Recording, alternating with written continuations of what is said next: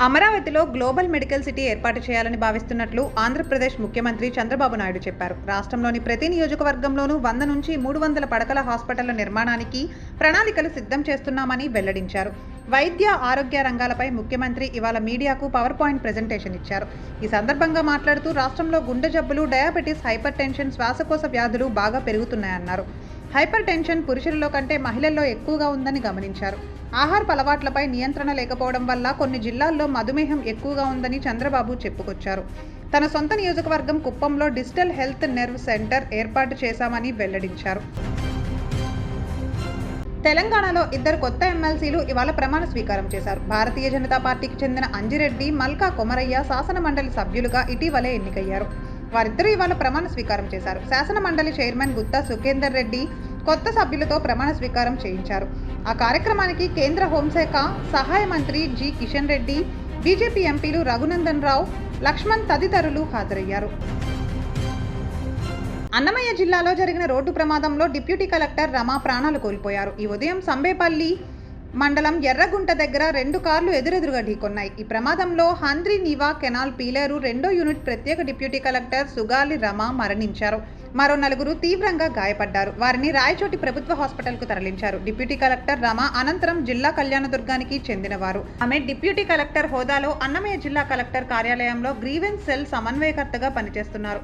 విధి నిర్వహణలో భాగంగా పీలేరు నుంచి రాయచోటి కలెక్టర్ గ్రీవెన్స్ సెల్ కార్యాలయానికి వెళుతూ ఉండగా ఈ ప్రమాదం జరిగింది. మృతురాలి కుటుంబ సభ్యులకు ముఖ్యమంత్రి చంద్రబాబు నాయుడు సానుభూతి తెలిపారు. గాయపడిన వారికి అత్యవసర వైద్య చికిత్స అందించాలని అధికారులను ఆదేశించారు. ఆంధ్రప్రదేశ్ రాజధాని నిర్మాణానికి కేంద్ర ప్రభుత్వం 4,285 కోట్లు విడుదల చేసింది. అమరావతిలో నిర్మాణ పనులను మళ్లీ ప్రారంభిస్తున్న సందర్భంలో 25% నిధులు అడ్వాన్స్గా ఇవ్వాలని Amaravati capital region development authority APCRDA కేంద్రాన్ని కోరింది.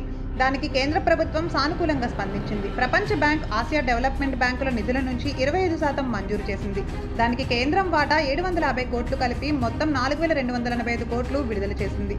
అమరావతి నిర్మాణ పనుల ప్రారంభోత్సవం కోసం ప్రధానమంత్రి నరేంద్ర మోదీ ఈ నెల 3వ వారంలో వస్తారు.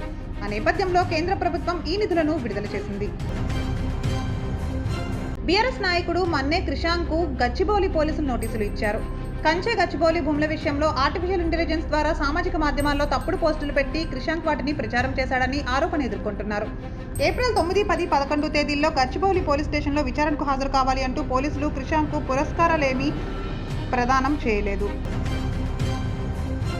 విజయవాడ ఇంద్రకీలాద్రి కనకదుర్గ అమ్మవారి ఆలయంలో చైత్ర శుద్ధ దశమి నాడు శ్రీరామ పట్టాభిషేకం వైభవంగా నిర్వహించారు. ఈ ఉదయం రాజగోపురం ముందున్న కళ్యాణ వేదిక మీద శ్రీరామ పట్టాభిషేకం వైభవంగా జరిగింది. చైత్ర శుద్ధ దశమిని ధర్మరాజ దశమి అని కూడా వ్యవహరిస్తారు. అలాగే ఈ రోజును శాలివాహన జయంతిగా జరుపుకుంటారు. ఈ దశమి రోజున శ్రీరామ నామస్మరణ చేయడం, శ్రీ కనకదుర్గ మల్లేశ్వర్ల సన్నిధిలో శ్రీరాముణ్ణి పూజించడం ముక్తిదాయకమని భక్తుల విశ్వాసం. మహారాష్ట్ర ఉప ముఖ్యమంత్రి ఏక్నాథ్ షిండే మీద వివాదాస్పద వ్యాఖ్యలు చేసిన స్టాండప్ కమెడియన్ కునాల్ కామ్రా బొంబాయి హైకోర్టును ఆశ్రయించారు. తన మీద నమోదైన కేసులను కొట్టివేయాలి అంటూ ఆయన న్యాయస్థానంలో పిటిషన్ దాఖలు చేశారు. ఆ కేసుల వల్ల భారత రాజ్యాంగం తనకు ప్రసాదించిన భావ వ్యక్తీకరణ స్వేచ్ఛ, జీవించే హక్కు ఉల్లంఘనకు గురవుతున్నాయని కునాల్ కామ్రా తన పిటిషన్లో పేర్కొన్నారు. కునాల్ కామ్రా పిటిషన్పై ఏప్రిల్ 21న విచారణ జరగనుంది. కునాల్ ఇటీవల ముంబైలోని ఒక హోటల్లో స్టాండప్ కామెడీ కార్యక్రమంలో పాల్గొంటున్నప్పుడు మహారాష్ట్ర డిప్యూటీ సీఎం ఏక్నాథ్ షిండేను ద్రోహి అంటూ వివాదాస్పదంగా వ్యాఖ్యలు చేశారు. ఈ కేసు విచారణ కోసం పోలీసులు కునాల్ కామ్రాకు ఇంటి దగ్గరే 3 సార్లు సమన్లు జారీ చేశారు. కునాల్ తమిళనాడులోని విలుప్పురం నివాసి. అందువల్ల ఆయనపై మద్రాస్ హైకోర్టులోనూ ఈ మధ్య పిటిషన్ దాఖలైంది. మరోవైపు పోలీసులు తనను అరెస్ట్ చేయకుండా ముందస్తు బెయిల్ ఇవ్వాలని కోరారు. దానికి స్పందనగా న్యాయస్థానం ఇవాల్టి వరకు రక్షణ కల్పించింది. కర్ణాటక కాంగ్రెస్ ప్రభుత్వంలోని హోంమంత్రి జి పరమేశ్వర వివాదాస్పద వ్యాఖ్యలు చేశారు. పెద్ద పెద్ద నగరాల్లో మహిళలపై దాడులు జరగడం సాధారణమని వ్యాఖ్యానించారు. దానిపై కర్ణాటక వ్యాప్తంగా దుమారం చెలరేగింది. బెంగళూరులో ఇటీవల ఒక యువతిపై లైంగిక దాడి జరిగింది. దాని గురించి మాట్లాడుతూ బెంగళూరు లాంటి మహానగరాల్లో వీధుల మీద మహిళలపై అలాంటి దాడులు జరగడం మామూలే అన్నారు. నిందితుల్ని పోలీసులు ఇప్పటికే అదుపులోకి తీసుకున్నారు. మహిళలను వేధించిన ఆకతాయి మీద చట్టపరంగా కఠిన చర్యలు తీసుకుంటామని ప్రకటించారు. గత వారం సుద్దగుంటపాలెంలో ఒక వీధిలో 2 మహిళలు నడుచుకుంటూ వెళ్తున్నారు. ఆ సమయంలో 2 వ్యక్తులు వారిపై దాడి చేశారు. ఒక వ్యక్తి ఒక మహిళను అసభ్యంగా తాకాడు. బాధితురాలు పోలీసులను ఆశ్రయించకపోయినా ఆ వీడియో సామాజిక మాధ్యమాల్లో వైరల్ అయింది. బెంగళూరు పోలీసులు సుమోటో కేసును నమోదు చేశారు. దర్యాప్తు చేస్తున్నారు.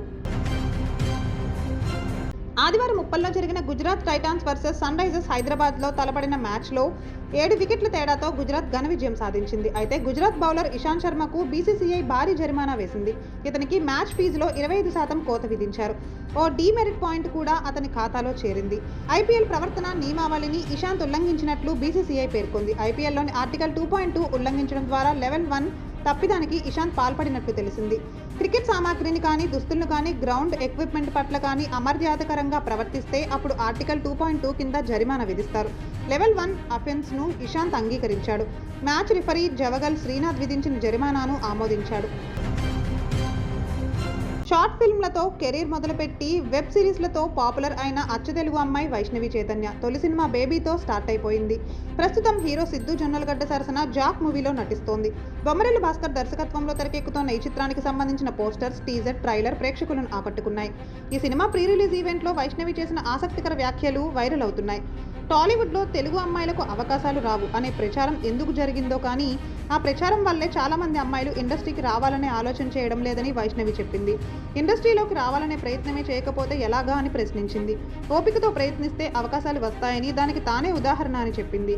అవకాశాలు రావు అని భయపడి ఆగిపోయే బదులు గట్టిగా ప్రయత్నిస్తే అవకాశాలు మీ తలుపు తడతాయని, ఇండస్ట్రీలోకి రావాలనుకునే వారికి ఇదే తనిచ్చే సలహా అని చెప్పారు.